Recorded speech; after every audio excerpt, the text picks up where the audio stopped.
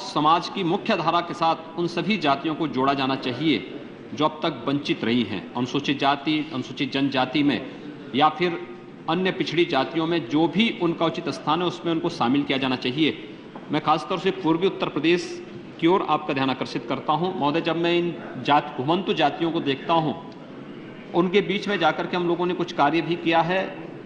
आप आश्चर्य करेंगे कि रामायण काल आप देखेंगे तो भगवान राम के जो सहयोगी थे यही वनवासी थे, यही पोल थे, यही भील थे, यही वनवासी थे जो आज जिन्हें हम अपने से दूर करके जनजाति के रूप में जिनको हम स्थान दिलाना चाहते हैं। भगवान कृष्ण के समय यही लोग उस समय की व्यवस्था के साथ जुड़ करके राष्ट्र को बचाए थे।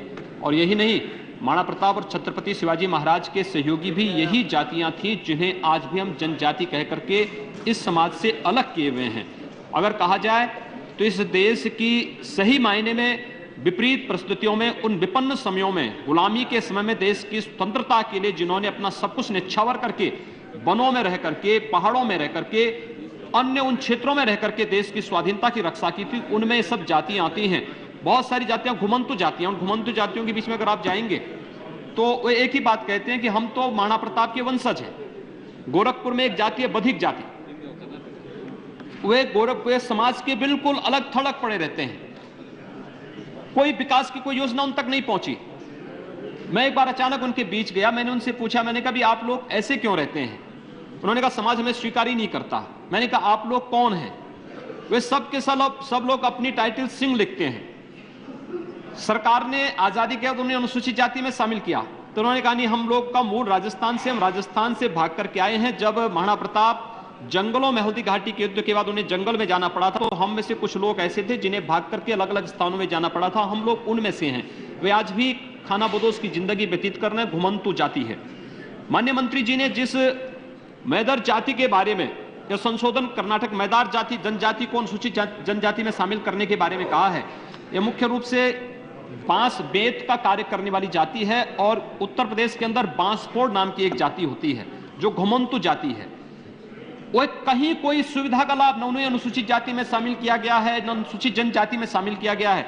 मैं माननीय मंत्री से अनुरोध करना चाहूंगा कि बधिक है, बांसफोड़ है, कंजड़ है और गौड़ है। गौड़ मध्य प्रदेश में अगर आप जाएंगे तो उन्हें अनुसूचित जनजाति का दर्जा है, लेकिन उत्तर प्रदेश, पूर्वी उत्तर प्रदेश में आप देखेंगे तो वह अनुसूचित जाति में आता है। तो इन सभी को अनुसूचित जनजाति में शामिल करके उसका लाभ उन्हें प्रदान किया जाए।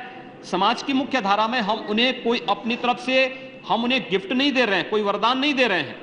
यह हमारा एक दायित्व है, एक राष्ट्रीय दायित्व है कि जो समाज की, राष्ट्र की विपन्न परिस्थितियों में रक्षा किए हैं, अगर आज वे विपन्न हैं तो हम उनके सहयोग के लिए आगे आए, उन्हें सामाजिक न्याय की स्थापना करके राष्ट्र को सशक्त बनाए।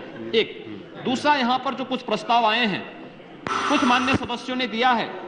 महोदय, एक जाति है हमारे यहाँ निषाद, केवट, माझी, धीवर, ये जो जातियां हम बिहार में अनुसूचित जाति में आती है, हमारे उत्तर प्रदेश में पिछड़ी जाति में आ जाती है। उत्तर प्रदेश सरकार ने इससे संबंधित एक प्रस्ताव भी केंद्र को भेजा है कि इन्हें भी अनुसूचित जाति में शामिल किया जाए। मैं आपके माध्यम से माननीय मंत्री से अनुरोध करना चाहूंगा कि निषाद, केवट, धीवर, माझी, बिंद आदि जो जातियां हैं इन्हें भी शासन, ये आपका मंत्रालय नहीं लेकिन जो भी हमारे माननीय मंत्री हैं, नारायण स्वामी जी हैं, वह संबंधित मंत्री तक इस बात को पहुंचाने का कार्य करें कि इन जातियों की स्थिति अत्यंत बदहाल है, अत्यंत पिछड़ी है, बहुत कमजोर हैं। अलग अलग स्थानों पर अलग अलग, दिल्ली में कुछ, बिहार में कुछ, उत्तर प्रदेश में कुछ। इसलिए इन सबको भी अनुसूचित जाति में शामिल करके सही अर्थों में शासन की कल्याणकारी योजनाओं का लाभ इन्हें मिले, सामाजिक न्याय की स्थापना हो और राष्ट्र को सशक्त बनाने में योगदान ये जातियां दे सके, उनका लिया जा सके। आपने मौका दिया, धन्यवाद।